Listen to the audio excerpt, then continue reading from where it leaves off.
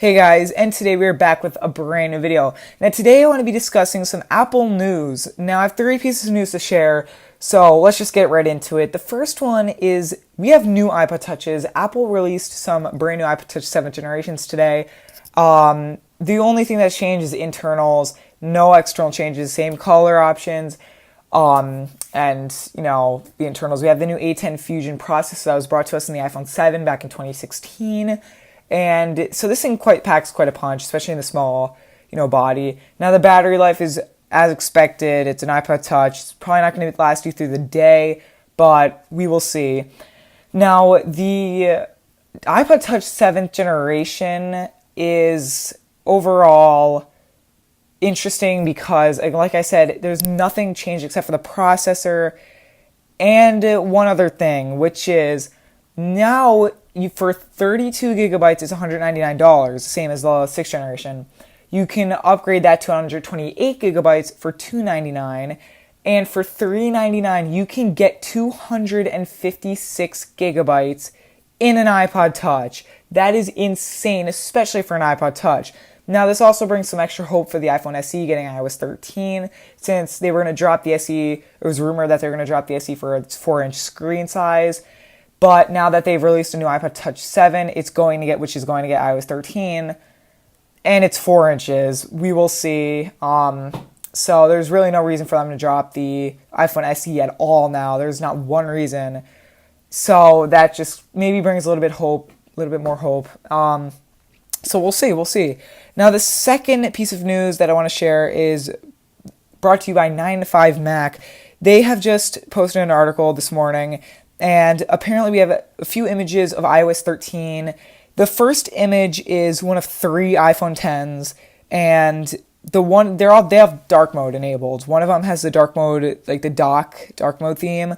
The second one is of an iPhone 10 with music app open, and it is in dark mode. It has dark mode enabled, and it looks really good. It looks very good. And the third iPhone is one in the edit sheet. When you take a screenshot and you go to edit it, that sheet's dark mode. And not only that, but you notice at the bottom we have brand new icons, and that brings me to the second image we have. It's cropped, and it just shows the edit tabs. So the marker, the Sharpie, the eraser, the pencil, the ruler, all have new designs, and they look really good. They have more of a skeuomorphic design, just like iOS 6, and it looks just fantastic. The third image is one of an iPad Pro 2018, and it's in split view with the calendar app and the brand new and improved Reminders app, which looks amazing. I don't use the Reminders app that much, but personally this looks really good. So finally Reminders is going to get that nice update, so it won't be stuck in iOS 6, but now we also have another image. The last image that we have is one of a new Find My app. Now that iOS 13 is rumored to combine Find My Friends and Find My iPhone into one app, it's a new icon which looks pretty good, and it also is just titled Find My, because the app's not going to know what you're finding until you go and find it. So yeah, so it looks pretty good, and I wouldn't be surprised if these feel very accurate, and I would actually be pretty surprised if these were wrong, but we'll see. June 3rd, next Monday, guys. We have less than 6 days, so it's really close. Now, the last piece of news I want to discuss isn't necessarily news, but it's for those of you that want to be jailbroken on iOS 12.